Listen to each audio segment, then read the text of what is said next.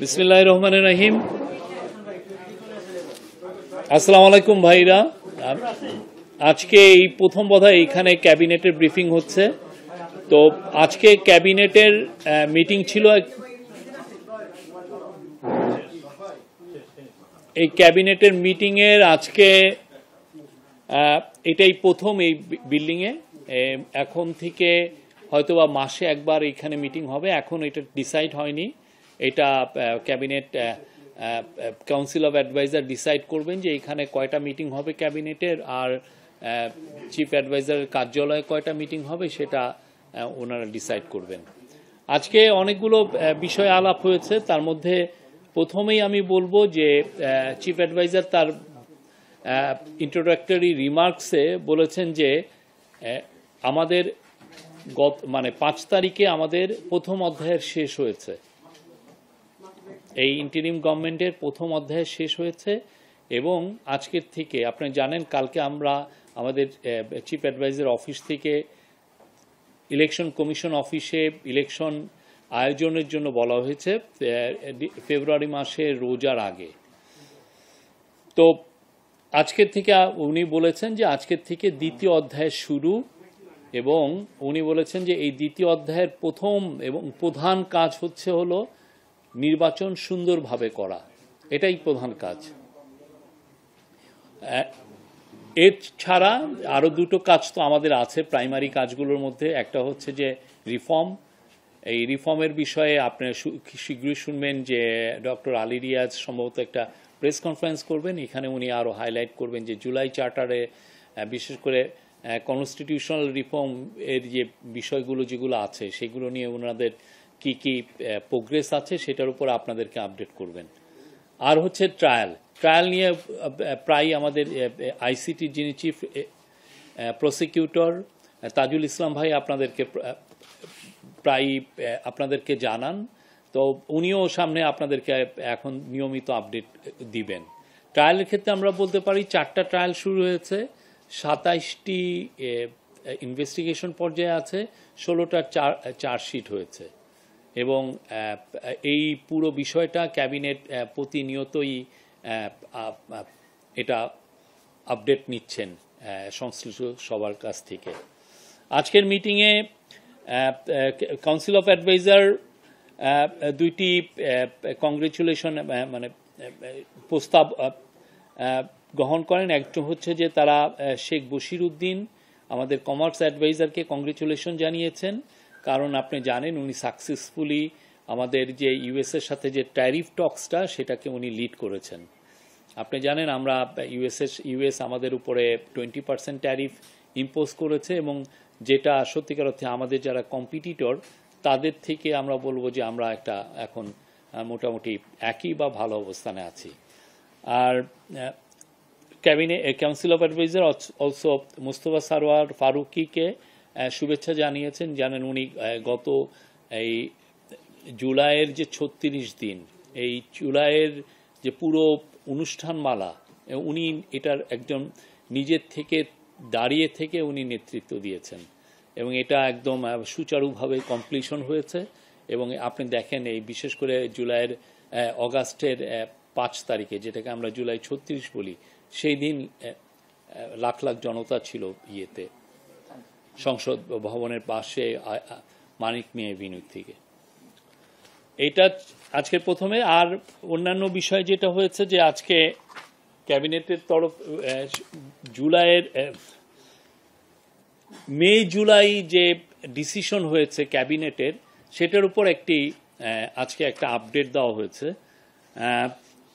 এখানে বলা হয়েছে যে উপদেষ্টা পরিষদ 8ই অগাস্ট 2024 থেকে 31শে জুলাই 2025-এ মোট 41টা মিটিং করেন।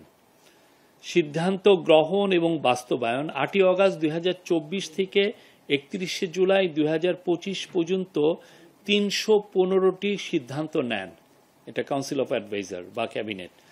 তার মধ্যে বাস্তবায়িত হয়েছে 247টি এবং এর মধ্যে শতকরা হার হচ্ছে 78.41। এটা ক্যাবিনেট সেক্রেটারির মিটিংয়ে বলেছেন এটা হচ্ছে যে কোনো গভর্নমেন্টের স্বাধীনতার পরে যে কোনো গভর্নমেন্টের জন্য এটা একটা রেকর্ড, এই বাস্তবায়নের রেকর্ড। আর বাস্তবায়নের দিন আছে ৬৮টি, যেটা শতকরা হার হচ্ছে ২১.৫৯। অধ্যাদেশ প্রণয়ন হয়েছে ৫৬টি, প্রক্রিয়াধীন অধ্যাদেশ আছে ১০টি, মানে উপদেষ্টা পরিষদ বৈঠকে চূড়ান্তভাবে অনুমোদনের পর মন্ত্রণালয় বিভাগে প্রক্রিয়াধীন আছে হলো 10টি। নীতি, নীতিমালা, কর্মকৌশল, কর্মপরিকল্পনা অনুমোদন হয়েছে 6টি।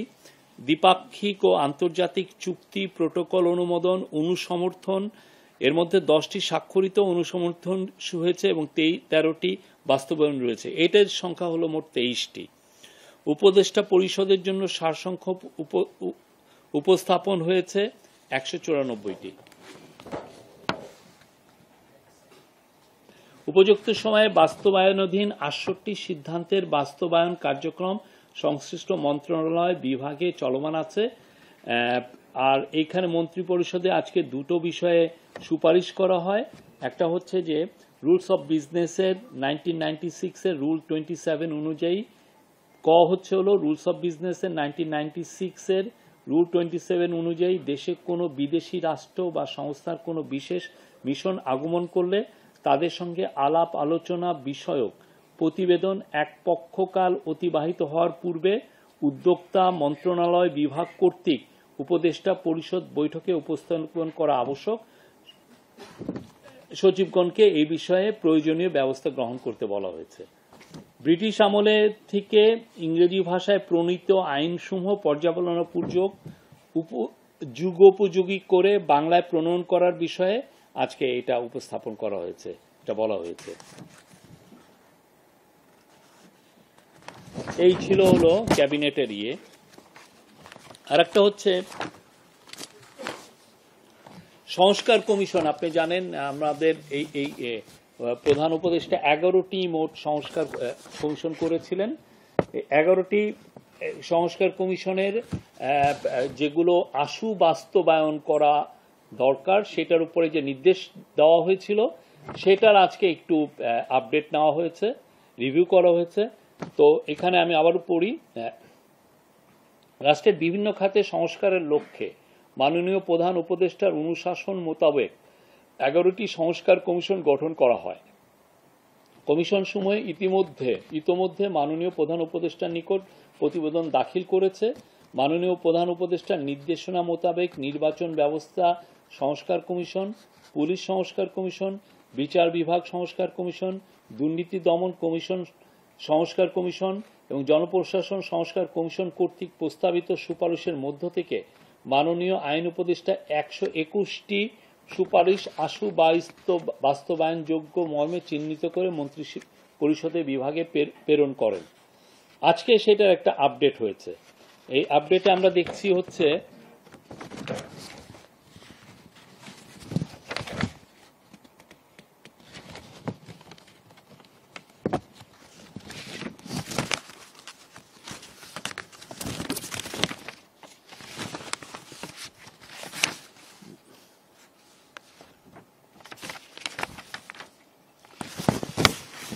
সরি ভাই,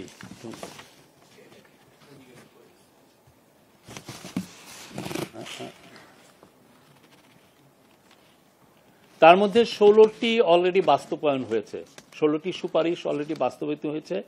85টি আন্ডার মানে বাস্তবায়ন হচ্ছে, আন্ডার ইমপ্লিমেন্টেশন আছে। আর আংশিক সুপারিশ 10টি বাস্তবায়ন, আংশিক এটা বাস্তবায়ন হচ্ছে। আর 10টি বাস্তবায়নযোগ্য কিনা সেটা নিয়ে এখনো পরীক্ষা নিরীক্ষা হচ্ছে। এই মোট 121টির মধ্যে এগুলো মিনিস্ট্রিগুলো, আপনারা এই মিনিস্ট্রিগুলো এটা আমি পরে আপনাদেরকে বলতে পারবো। হ্যাঁ, এর উপর বাস্তবায়িত সুপারিশের এটাই আমি পেয়েছি, অন্যান্যগুলো আমার মনে হয় আপনাদেরকে না। হ্যাঁ,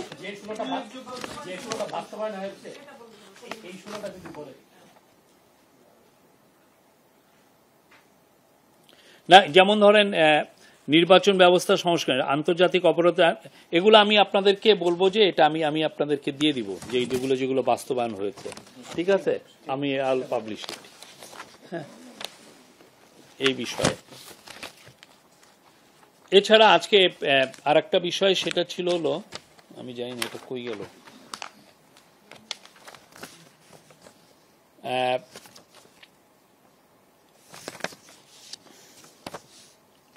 গাজীপুর ডিজিটাল ইউনিভার্সিটি আপনি জানেন, এটা আগের গভর্নমেন্ট এটার নাম দিয়েছিলেন। এটা এর পরে এইটার নতুন এইটার নাম যাতে চেঞ্জ করা হয় এটা নিয়ে এক ধরনের প্রোটেস্ট হচ্ছিল। তো এটার আলোকেই আজকে এইটার ক্যাবিনেট ডিসিশন নিয়েছেন যে গাজীপুর ডিজিটাল ইউনিভার্সিটিকে নতুন নাম হবে, এটার নাম হবে হচ্ছে university of frontier technology Bangladesh.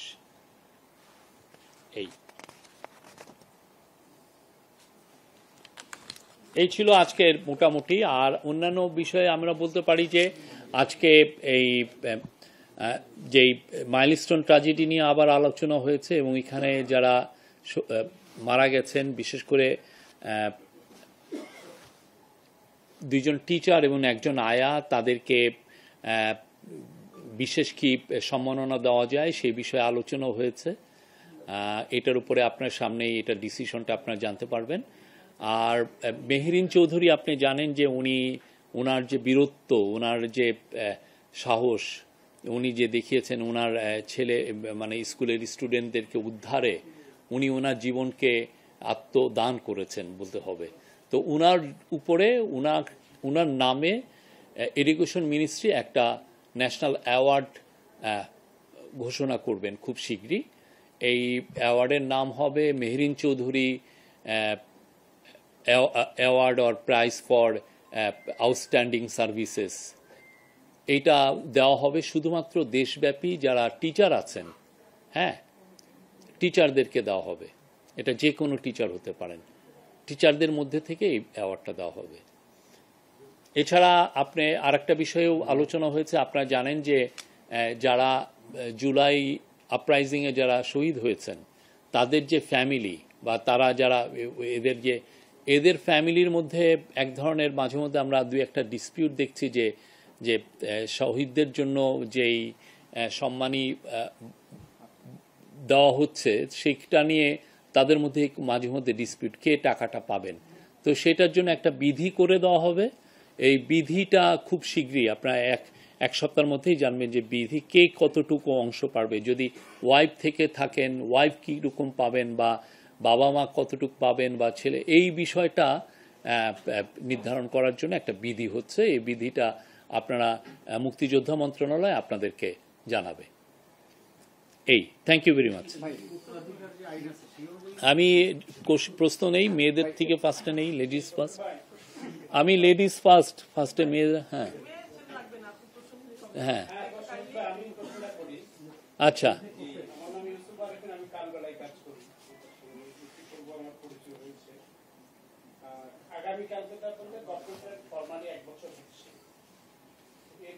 আমরা আইন শৃঙ্খলার অবনতি বা অ্যাডমিনিস্ট্রেশন ভেঙে পড়া, সরকারের আরো থাকে বড় বড় জায়গায় ব্যর্থতা দৃশ্যমান, যেটি মানুষ বলছে, গণমাধ্যমে আসছে, আপনারা জানেন। সব মিলিয়ে এগুলো নিয়ে আপনারা কি বলবেন? আসলে কি আপনারা এই এক বছরের সফলতা দেখাতে পেরেছেন কিনা, বা পারেননি কেন, কোথায় বাধা ছিল? যদি আপনার সাথে আমি একমত না। আমাদের গভর্নমেন্ট যে আইন শৃঙ্খলা আপনি যদি দেখেন, আমি জানি না আপনি আইন শৃঙ্খলা কি অতটুকু কাভার করেন। আপনি কি আইন শৃঙ্খলা বিট করেন? আপনি আইন শৃঙ্খলা বিট যদি কাভার করেন, আমরা কিন্তু কিছুদিন আগে 5.5 বছরের আমরা ক্রাইমের পুরো স্ট্যাটিস্টিক্সটা দিয়েছি। আপনি যদি ওইটা যদি দেখেন, ওইটার থেকে ওই স্ট্যাটিস্টিক্স কিন্তু কোনো প্রমাণ করে না যে আইন শৃঙ্খলা, আপনি যে শব্দটা বললেন, ভেঙে পড়েছে। হ্যাঁ, আপনি প্রতি মাসে আপনি মার্ডার রেট দেখেন বা অন্যান্য গ্রাইভিয়াস ক্রাইম যেগুলো দেখেন, সেগুলো কিন্তু করে না। যেটা হয়েছে যে এখন আমরা যেটা দেখতে পাচ্ছি যে একটা দুইটা খুব সেন্সেশনাল মার্ডার হলে অনেকে ভাবছেন যে এই বাংলাদেশের আইন শৃঙ্খলা পরিস্থিতি বুঝি একদম ভেঙে পড়ছে। আপনি যদি পুলিশ হেডকোয়ার্টারকে আমরা বলে দিয়েছি যে এখানে পুরোপুরি ট্রান্সপারেন্ট থাকতে, তারা প্রতি মাসের স্ট্যাটিস্টিক্স দিচ্ছে। আমি আপনাকে আবার অনুরোধ করব, আপনারা জুলাই মাসের স্ট্যাটিস্টিক্সটা তাদের কাছ থেকে নেন, আপনারা দেখেন, আপনারা নিজেরাই কম্পেয়ার করেন যে বাংলাদেশের আইন শৃঙ্খলা পরিস্থিতি কি। আমরা যখন ফরেন ডিপ্লোম্যাটদের সাথে কথা বলি, তারা বলেন যে তারা যে স্ট্যাটিস্টিক্স দেখেন, তারা মনে করেন বাংলাদেশ একটা লো ক্রাইম কান্ট্রি। তো সেই অনুযায়ী আপনি যেটা বলছেন সেটা হচ্ছে অনেকটা ওই টক শোতে যে যারা এই ধরনের কথা বলেন সেটাকে আপনার প্রতিফলন হচ্ছে। আর একটা যেটা বললেন যে ভেঙে পড়ছে, কি জন্য পুরো প্রশাসন ভেঙে পড়ছে। প্রশাসন ভেঙে পড়লে আমাদের এত বেশি অ্যাচিভমেন্ট হতো? আজকে আমরা তো একটা স্ট্যাটিস্টিক্স দিয়েছি, আপনি দেখেন এখন আমাদের গত বছর যখন শেখ হাসিনা পালিয়ে যান তখন আমাদের খাদ্যের মজুদ ছিল 18 লক্ষ মেট্রিক টন, এখন আমাদের 21 লক্ষ মেট্রিক টন। আমরা গত এক বছরে $4 বিলিয়ন আমরা আউটস্ট্যান্ডিং পেমেন্ট ক্লিয়ার করেছি। আমরা গত এক বছরে ইনফ্লেশন রেটকে আমরা নামিয়ে এনেছি। আমরা ব্যাংকিং সেক্টরকে স্ট্যাবিলাইজ করেছি। আমাদের ফরেন এক্সচেঞ্জ রিজার্ভ বেড়েছে। আমাদের কাজগুলো কারা করেন? ব্যুরোক্রেসিরাই তো করেন, তাদেরই তো এটা এইগুলোর যে অ্যাচিভমেন্ট কি, তাহলে কি এই ব্যুরোক্রেসি ভেঙে পড়ার লক্ষণে কি এটা হয়? ইনারাই তো অ্যাচিভ করেছেন, এই ব্যুরোক্রেসি দিয়েই তো অ্যাচিভমেন্টটা হয়েছে, ঠিক না? বাংলাদেশ ব্যাংকও তো পার্ট অফ দ্য ব্যুরোক্রেসি। তো এটা লক্ষণ না। আপনি স্ট্যাটিস্টিক্স নিয়ে, এভিডেন্স নিয়ে আমি মনে করি যে আপনি দেখেন যে কোথায় ভেঙে পড়েছে। মাঠ প্রশাসনে আমরা নতুন এনেছি। আমরা গত বছর 6টা বন্যাকে আমরা মোকাবেলা করেছি, এবং 6টা বন্যা মোকাবেলা কারা করেছেন? মাঠ প্রশাসন করেছেন। আমরা প্রত্যেকটা যেই সমস্ত জায়গায় যে ধরনের ক্রাইসিস হচ্ছে সেগুলোই আমরা করছি। আমাদেরকে অনেকে বলেছেন যে এই দুর্বল গভর্নমেন্টের পক্ষে ইউএস এর সাথে নেগোসিয়েশন করা সম্ভব না, ট্যারিফ নেগোসিয়েশন করা সম্ভব না। আপনারা দেখেছেন আমাদের যে টিম, আমি তো বলবো যে আজকে সবাই তাদেরকে কংগ্রেচুলেশন জানিয়েছেন। তারা কি নেগোসিয়েশন করে 20% এটা এসছে। তো এটা দুর্বল ব্যুরোক্রেসির লক্ষণ? এটা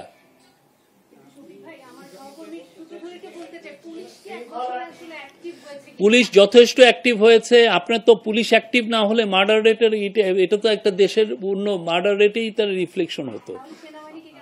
ম্যাজিস্ট্রেটিভ পাওয়ার দেওয়া হয়েছে বিকজ এটা একটা ইন্টারিম গভর্নমেন্টের একটা সময়। আপনি বলছেন যে এটা দুর্বলের জায়গা, যেটা বলছিলেন যে মৎস্য প্রাণী সম্পদ মন্ত্রণালয় 8 মাস যাবত চলতি দায়িত্বে একজন সচিব দায়িত্ব পালন করলেন।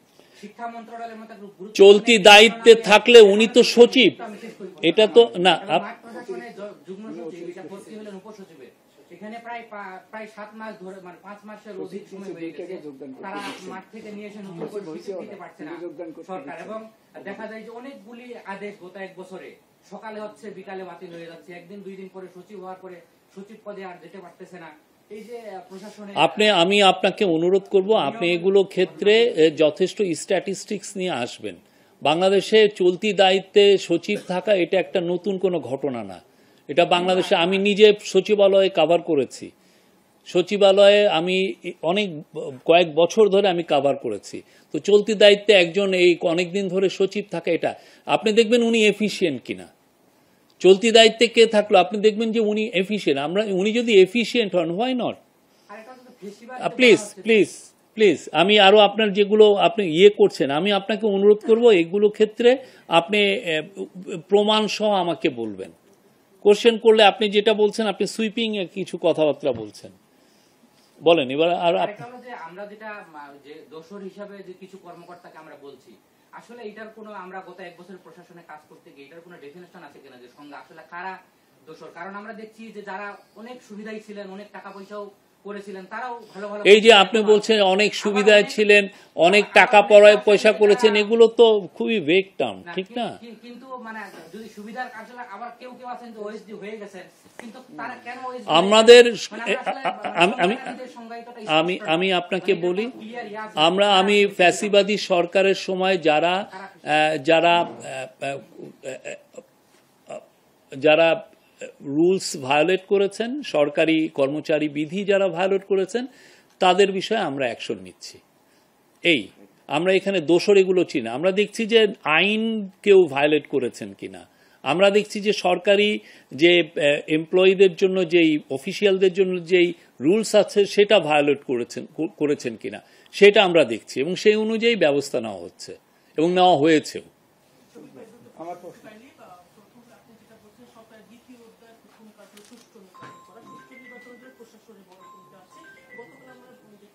উপদেষ্টা বলেছেন যে এবার নির্বাচনের বিতর্ক এড়াতে এসপি ওসিদের লটারির মাধ্যমে নিয়োগ হবে। সেক্ষেত্রে ডিসিদের বিষয় কি সিদ্ধান্ত? নাম্বার 1, এরকম প্রশাসনের কি নির্দেশনা ছিল আজকে প্রধান উপদেষ্টা মহোদয়? আর দ্বিতীয় প্রশ্ন হচ্ছে আজকের বৈঠকে নির্বাচনের তারিখ নিয়ে কোনো কথা না, এই তারিখের বিষয়টা তো ইলেকশন কমিশন দেখেন। আমাদের একটা ব্রডার টাইমলাইন ইন্টারিম গভর্নমেন্ট যে চিফ অ্যাডভাইজার উনি দিয়েছেন, এবং এখন এটা ইলেকশন কমিশন তারা এক্সাক্ট ডেটটা জানাবেন। এটা ওনাদের দায়িত্ব, ওনারা এটা আপনাদেরকে জানাবেন। আর প্রথম কোশ্চেনটা কি ছিল? এইটা নিয়ে কথাবার্তা হচ্ছে, এটা এখনো ফাইনাল ডিসিশন হয়নি, বাট আপনার অতি শীঘ্রই ফাইনাল ডিসিশন দেখবেন। আমাদের আজকে ইলেকশন কমিশন নিয়ে প্রথমে উনি যে বক্তৃতা দিলেন, এরপরে তেমন একটা আলাপ হয়নি ইলেকশন নিয়ে, বাট পুরো ক্যাবিনেটের, পুরো কাউন্সিল অফ অ্যাডভাইজার এখন পুরো মূল ফোকাসটা হচ্ছে কিভাবে একটা দেশে ফ্রি, ফেয়ার এবং খুব উৎসবের মতো ফেস্টিভ একটা ইলেকশন করা যায়। এটা হলো আমাদের এখন মেন প্রধান দায়িত্ব। এইটার জন্য অলরেডি আমরা প্রচুর মিটিং হচ্ছে। আমি বলতে পারি যে চিফ অ্যাডভাইজার গত 1 মাসেই 2টা মেজর মিটিং করেছেন, সিকিউরিটি অফিসিয়ালদেরকে নিয়ে মিটিং করেছেন, অনেকগুলো কথাবার্তা হচ্ছে।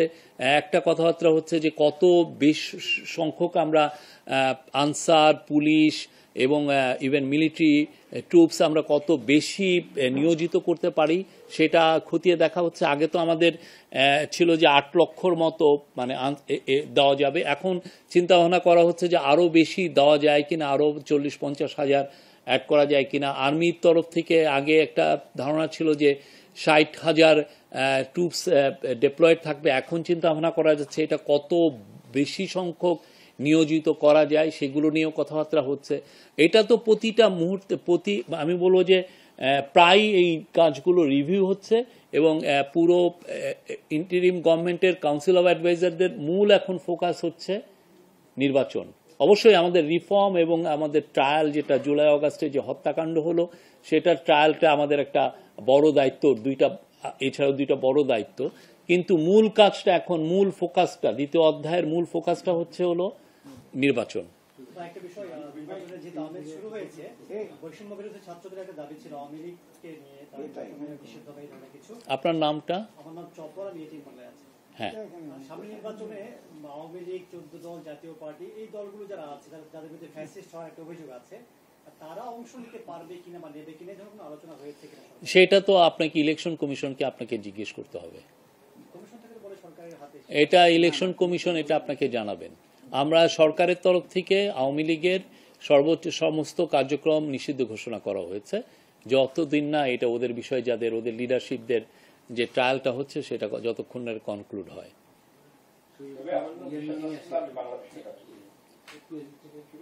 যেহেতু নির্বাচনে রোডম্যাপের মোতাবেক একটা বলেছেন আপনারা, সেই জায়গায় রাজনৈতিক দলগুলোর মধ্যে ঐক্যমত কমিশন বা সংস্কার বৈঠকগুলো আপনারা মনে করছেন কিনা যে নির্বাচনের জন্য যথেষ্ট পরিমাণ আস্থা তৈরি করতে সক্ষম হয়েছে না তারা রাজনৈতিক দলগুলোর ব্যাপারে?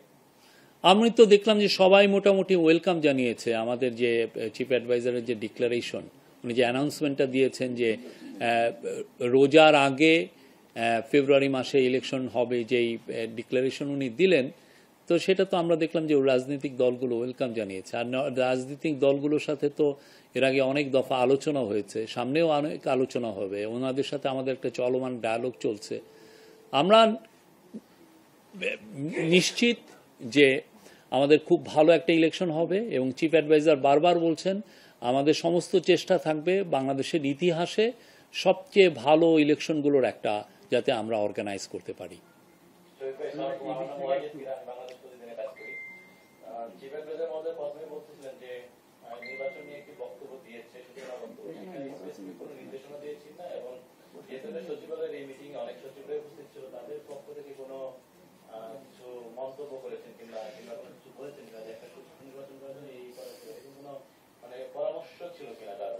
না, আমি বলবো যে এটা নিয়ে তো আমাদের অনেকগুলো মিটিং হচ্ছে, এটা কিন্তু চলমান দায়িত্ব, এটা আমাদের এই ইন্টারিম গভর্নমেন্ট বারবার এটা নিয়ে মিটিং হচ্ছে।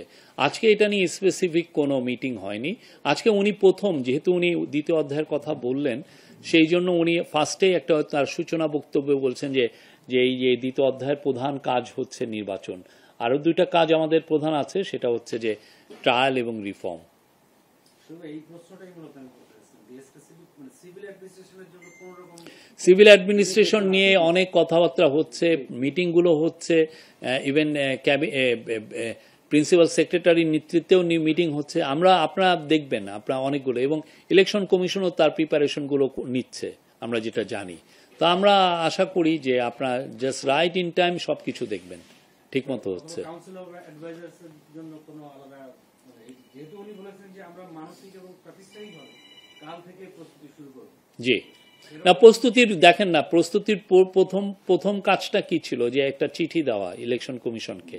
উনি ওইটা গতকালই এটা কিন্তু চিঠি চিফ অ্যাডভাইজার অফিস থেকে ইলেকশন কমিশনের কাছে চিঠিটা গিয়েছে।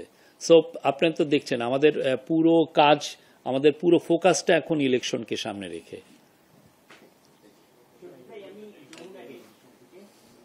কালকে এনসিপি এবং জামাত দুই দলেই প্রেস কনফারেন্সে এই বিষয়ের উপর জোর দিয়েছে। এটার কোনো অবকাশ আছে কিনা, তারা ওই জায়গায় বলতেছে, কারণ হচ্ছে সেই জায়গাটা তৈরি হবে কিনা সেটা নিয়ে তাদের সন্দেহ আছে। আমরা মনে করি এই বছর ফেব্রুয়ারিতে যে ইলেকশনটা হতে যাচ্ছে সেটা ফ্রি ফেয়ার হবে এবং এটা ফেস্টিভ মুডে হবে। আমরা সবাই আনন্দের সাথে ভোট দিব এবং ওই সময় আমরা মনে করি কারো কোনো কমপ্লেন থাকবে না। Any other question? সবাই তো সত্য, সেটা হচ্ছে অ্যাডমিন প্রশাসনকে প্রধান উপদেষ্টা কি নির্দেশনা সঠিক, মানে শুধু নির্বাচনতে সেটা আমরা তো আপনারা দিয়ে দিচ্ছেন, কিন্তু আর আদার্স কাজের ব্যাপারে কোন কোন মন্ত্রণালয় কি নির্দেশনা দিচ্ছে? না, আজকে তো স্পেসিফিক এজেন্ডা ছিল, সেই এজেন্ডা নিয়েই কাজ হচ্ছে। যেমন ধরেন ইয়ের ক্ষেত্রে যে আশু বাস্তবায়নের ক্ষেত্রে উনি বলেছেন যে এটার জন্য ফ্রিকোয়েন্টলি এটা ক্যাবিনেটে এটা নিয়ে আসা হয়, যাতে ক্যাবিনেট প্রায় অলমোস্ট প্রত্যেকটা মিটিংয়েই জন্য রিভিউ করতে পারে যে 121টা যে আশু বাস্তবায়নযোগ্য যেগুলো কাজ, সে কাজটা কতটা, এটার আপডেটটা যেন ক্যাবিনেট জানতে পারে। এর বিষয়ে উনি বলেছেন এটার জন্য বারবার এটা ক্যাবিনেটে দেওয়া হয় এবং এটার আপডেট ক্যাবিনেটকে জানানো হয়, এটা আশু বাস্তবায়ন। এবং এই কাজগুলো আমরা আশা করছি যে ডিসেম্বরের মধ্যে শেষ হবে। জনপ্রশাসনকে কোনো নির্দেশনা, জনপ্রশাসনকে কোনো প্রশাসন নিয়ে, মাঠ প্রশাসন নিয়ে তো জনপ্রশাসনকে, আর এটা করার জন্য উনি প্রত্যেকটা মিনিস্ট্রিতেই ফোকাল পয়েন্ট করার নির্দেশ দিয়েছেন। এই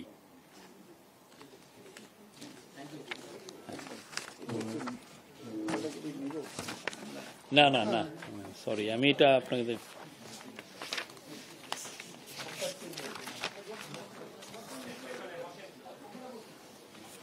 থ্যাংক ইউ। এই ছিল আমাদের।